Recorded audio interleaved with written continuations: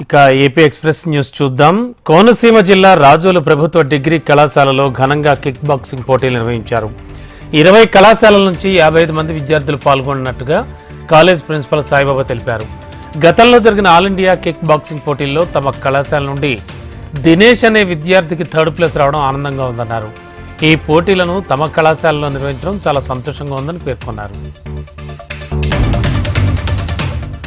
ఆలమూరు ప్రభుత్వ జూనియర్ కళాశాల ముందు విద్యార్థి సంఘాలు పెద్ద ఎత్తున ధర్నాకు దిగారు. కళాశాల శిథిలావస్థకు చేరుకుని 20 సంవత్సరాలు దాటిందని, నూతన భవనం వెంటనే నిర్మించాలంటూ నిరసన చేపట్టారు. కళాశాలలో అడ్మిషన్లు రోజురోజుకు తగ్గుతూ వస్తున్నాయన్నారు. కళాశాల భవనం ఎప్పుడు కూలిపోతుందో కూడా తెలియదని, బీటలు వారిన గోడల మధ్య విద్యార్థులకు రక్షణ లేదన్నారు. విద్యార్థులకు మౌలిక సదుపాయాలతో కూడిన భవనం నిర్మించాలని డిమాండ్ చేస్తున్నారు.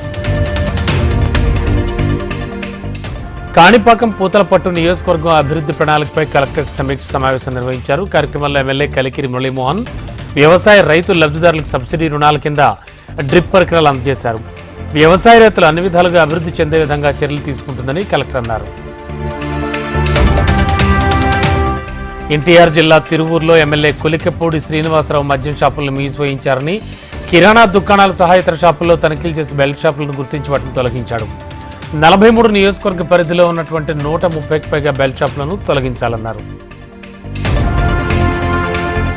శ్రీశైలం సున్నిపెంట ఐటీడీఏ వద్ద గిరిజన పాఠశాల ఉపాధ్యాయులు నిరసన చేపట్టారు. తమ సమస్యలు పరిష్కరించాలని భిక్షాటన చేశారు ఉపాధ్యాయులు. అవుట్సోర్సింగ్ నుంచి కాంట్రాక్ట్ చేసి జీతాలు పెంచాలన్నారు. దీనిపై అధికారులు స్పందించి న్యాయం చేయాలంటూ ఉపాధ్యాయులు కోరారు.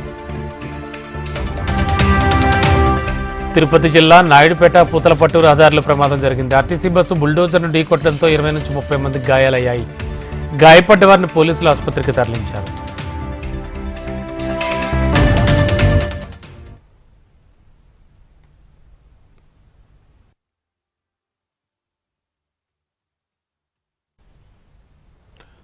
ఇక ఇవి బులెటిన్ విశేషాలు చూస్తూనే ఉండండి. హెచ్ఎం టీవీ వార్త ఆగదు, నిజం దాగదు.